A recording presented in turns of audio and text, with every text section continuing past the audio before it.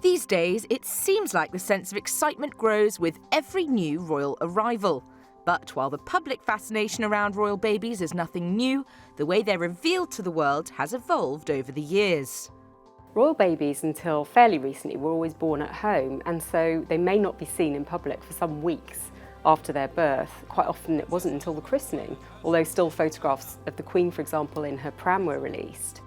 The growing media interest around the birth of Prince Charles in 1948 reflected the huge growth in mass media at the time, as well as the traditional newsreel. We had the birth of television and obviously radio, and this was a huge story across the Commonwealth, not just in the United Kingdom. A future king was being born.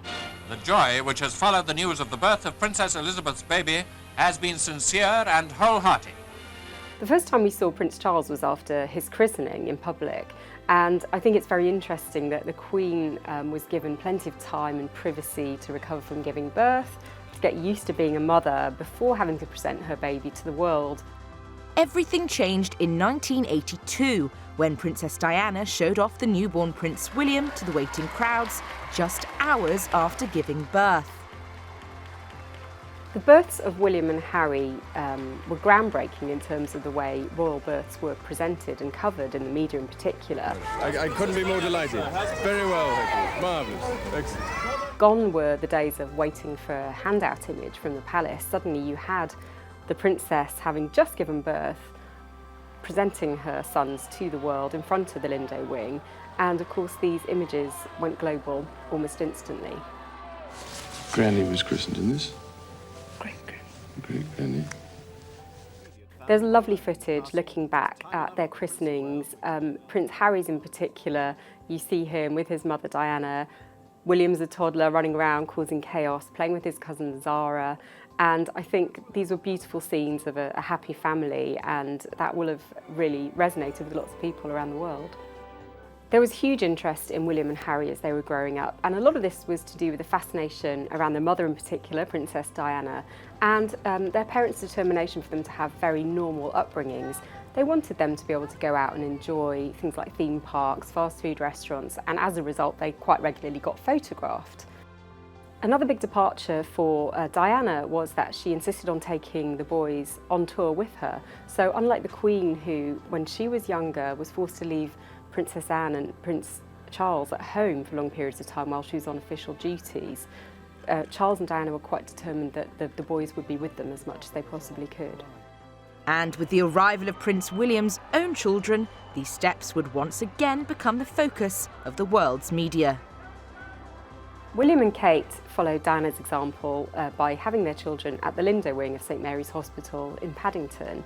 They had Prince George there, Princess Charlotte and Prince Louis, and each time Kate emerged looking immaculate within just a few hours of having given birth and presented the baby to the world.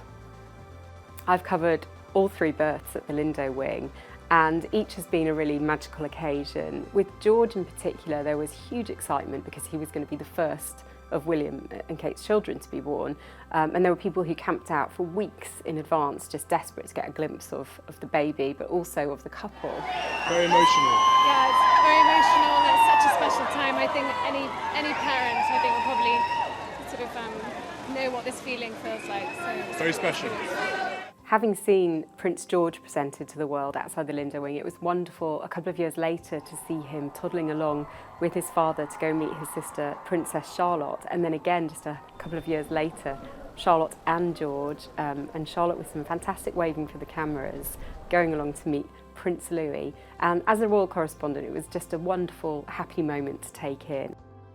While plenty has changed since the Queen was born in 1926, the pomp and ceremony around royal births has been preserved.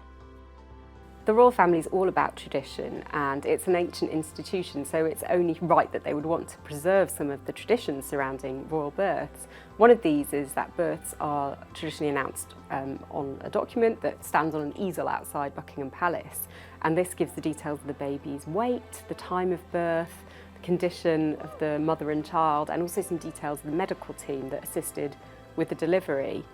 We have gun salutes that are fired across the royal parks, And we have a town crier who appears at most royal births these days and proclaims them to well-wishers who are in the street. The second born of their Royal Highnesses, the Duke and Duchess of Cambridge. But something that's been a new development with each of the Cambridge children's births has been its announcement via social media. So at the same time as emails have gone out from Kensington Palace announcing a birth, the news has been shared on Twitter, Instagram and Facebook at the same time. And however they might be presented to us in the future, the royal baby phenomenon shows no sign of slowing down. Harry and Meghan's baby is going to be brought up at Frogmore Cottage, which is a lot more secluded and private than Kensington Palace even. But that doesn't mean that the worldwide interest will be any less. If anything, I think even more people are going to be excited to see Harry and Meghan's child growing up. We have huge additional interest from the United States, and of course, this is going to be the first Anglo-American member of the royal family. As a royal correspondent, covering royal births is fantastic. It's a happy family occasion, and it's something that really lifts people's spirits, you know, whether they're in the same street or watching at home or around the world.